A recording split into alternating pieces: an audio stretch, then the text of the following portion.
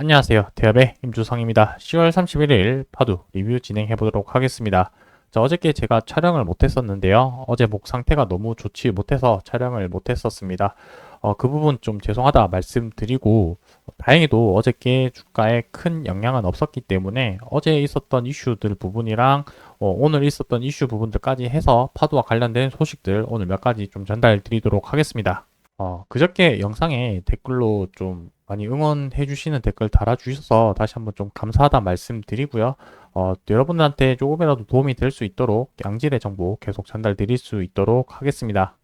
파도와 관련된 소식은 한 두 가지 정도 말씀드리려고 하는데요. 첫 번째는 파도와 관련 있는 뉴스 기사가 나왔는데 지난번에 좀 연장선이라고 생각이 드는데 인터뷰 관련된 내용 한번 좀 살펴볼 거고요.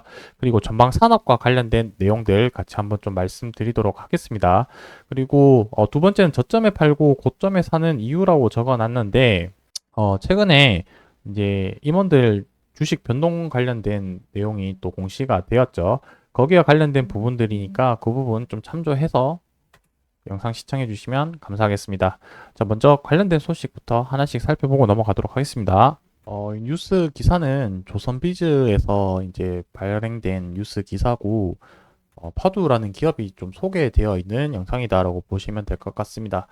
이 뉴스 기사에서 핵심적으로 우리가 봐야 되는 요인은 결국 하이퍼스케일러 수요가 이제 램프업이 시작됐다. 요 한 문장만 좀 기억하면 좋을 것 같습니다. 실질적으로 제가 뒤에서도 말씀드리겠지만 오늘 삼성전자 컨퍼런스 콜이 있었었는데 여기에서도 우리가 어떤 부분을 연관성 지어서 좀 이해하면 좋을지 한번 말씀드려 볼 거고요.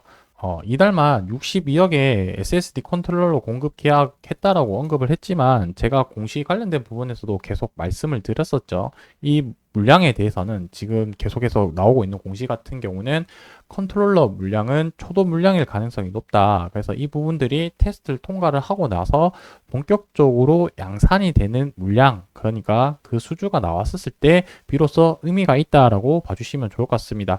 이 부분은 아직까지 이제 본격적인 양산에 대한 기대감 요인으로 좀 봐주시면 좋을 것 같고, 최근에 다시 주가가 반등을 하면서 시총이 다시 1조를 탈환을 했다라고 말씀 이렇게 내용이 나와 있습니다.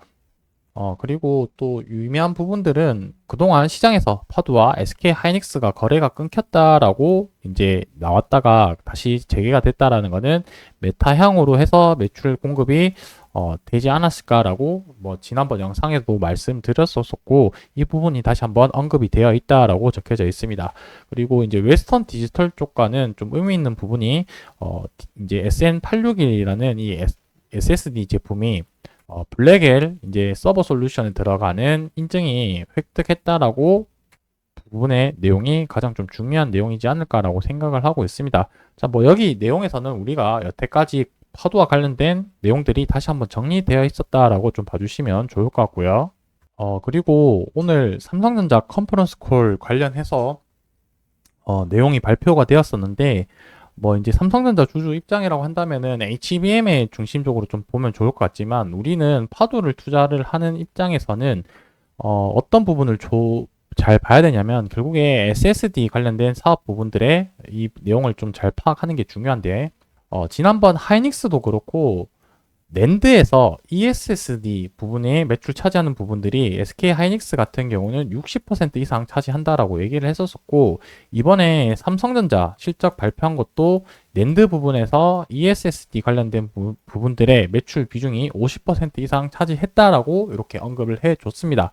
그리고 이 데이터 센터나 AI 데이터 센터 향으로 하는 ESSD 고부가가치 상품의 매출액도 지난 분기에서 많이 상승을 했다라고 이야기를 했었고 앞으로 25년도 상반기까지도 지속적으로 수요가 있을 거다라고 언급한 부분이 상당히 의미가 있다라고 볼 수 있겠습니다. 그리고 추가적으로 삼성전자가 이 QLC 관련해서 이 SSD 제품의 매출 비중이 많이 늘고 있다라고 이야기를 하고 있는데 여기서 우리가 좀 용어를 알아야 되는 게 TLC가 있고요. QLC가 있는데 하나의 셀에 저장할 수 있는 용량을 이야기를 한다라고 좀 봐주시면 좋을 것 같습니다. TLC 같은 경우는 3개를 저장을 할 수 있다라고 보시면 될 것 같고 QLC는 4개를 저장할 수 있다라고 보시면 될 것 같습니다. 자, 그래서 제가 IR 담당자랑 통화를 하면서 확인했던 내용은 파도 제품 같은 경우는 TLC랑 QLC에 모두 적용할 수 있는 제품이다라고 이야기를 해 주셨고요. 추가적으로 이 TLC랑 QLC, 제가 나중에 여기와 관련된 기술적인 부분은 다시 한번 좀 정리를 해서 한번 말씀드릴 거고, 간단하게만 좀 요약하자면, 이제 싱글 레벨 셀이라고 해서 SLC가 있고요. 그 다음에 MLC, 그 다음에 TLC, 그 다음에 QLC 이렇게 되어 있는데, 이번에 삼성전자 실적 발표했던 부분들이 이 QLC 관련된 매출이 많이 늘었다라고 언급을 했습니다. 자, 여기와 이제 각각 기술들이 어떤 차이가 있는지 간단하게만 말씀드려 보자면은 이 SLC가 QLC 관련해서만 비교를 해보자면 성능이 이제 SLC가 가장 좋고요. 성능 같은 경우는 SLC가 가장 좋고 QLC가 성능이 가장 떨어집니다. 하지만 QLC가 어떤 부분에서 매력적인 부분이가 있냐면 이 용량과 관련해서 매우 큰 역할을 차지한다라고 볼 수 있겠습니다. 자, 저장 용량은 커지지만 속도가 떨어지는 단점이 있는데 이러한 부분들이 보완하기 위해서 컨트롤러의 역할이 무엇보다도 중요하다라고 볼 수 있겠습니다. 자, 현재 전방 산업 시장이 이 ESSD 관련해서 AI 데이터 센터로 해서 많은 수요가 발생이 되고 있고, 지난번 인터뷰 내용 언급에서 말씀드렸다시피 이 연산하는 과정에서 중간중간에 저장하는 기능들이 무엇보다도 중요도가 올라가고 있는 상황이고, 거기에 빠르게 저장을 하기 위해서 이 많은 데이터를 빠르게 저장하기 위해서는 무엇보다도 컨트롤러의 역할이 매우 중요한데, 이 파도의 주요 제품이 이 ESSD 관련된 컨트롤러 제품이 설계를 하고 있기 때문에 지금 시장에서 요구하고 있는 성능이나 기술 부분들에 충족시킬 수 있는 부분이 파도가 가지고 있는 기술력이다라고 이렇게 좀 봐주시면 좋을 것 같습니다. 자, 이제 시장에서 초도 물량이 나가고 있고 이제 본격적인 수주 물량을 기대하고 있는 직전의 시점이라고 생각이 들고 있기 때문에 이 제가 제목 적은 것처럼 이 변동성이 커질 때 중요한 단 한 가지라고 생각드는 부분은 무엇이냐면 기업에 대해서 가치를 정확하게 파악하고 있는 게 무엇보다도 중요하다라고 말씀드릴 수가 있을 것 같습니다. 자, 그러지 않으면 어떤 경우가 발생이 되냐면 가격에만 매몰되는 경우가 발생이 되고요. 저점에 팔고 고점에 사는 이유가 이 가치를 판단하지 않고 가격만 보고 심리적인 부분들에 휘둘려서 이러한 경우가 발생되지 않을까라고 개인적으로 좀 생각을 하고 있습니다. 그래서 이 부분 좀 말씀드리려고 하는데, 최근에 몇 달 이제 파도 그래프, 이제 차트 그래프를 이렇게 가져와 봤는데요. 보시게 되면은 이제 요게 빨간색 화살표로 표시를 한 게 매수했다라는 의미로 보시면 될 것 같고, 파란색 화살표가 매도 의미로 좀 봐주시면 좋을 것 같습니다.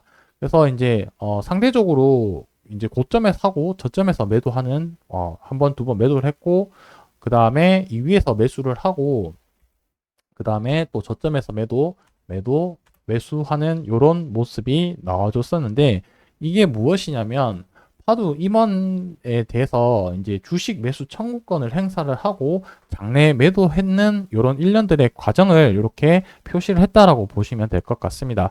그래서 올 초 때 4월 22일 날 주식 매수 청구권을 행사를 했고요. 그리고 최근 저점에서 장내 매도를 한 다음에 또 주가가 올라가니까 주식 매수 청구권을 하는데, 제가 계속해서 말씀드렸지만 주식 매수 청구권은 저점에서 일반적으로 행사하는 경우가 많다라고 이야기를 했습니다.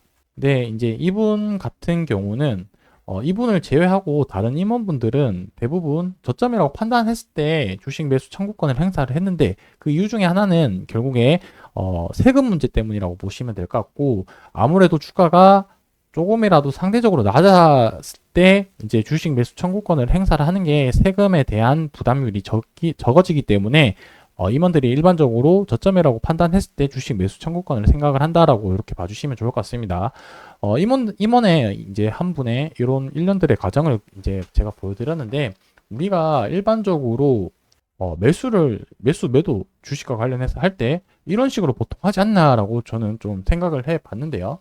이렇게 가격만 보고 왜 저렇게 생각을 하지라고 할 수도 있지만, 우리가 요 과정을 다 대부분 같이 거쳐왔지 않습니까?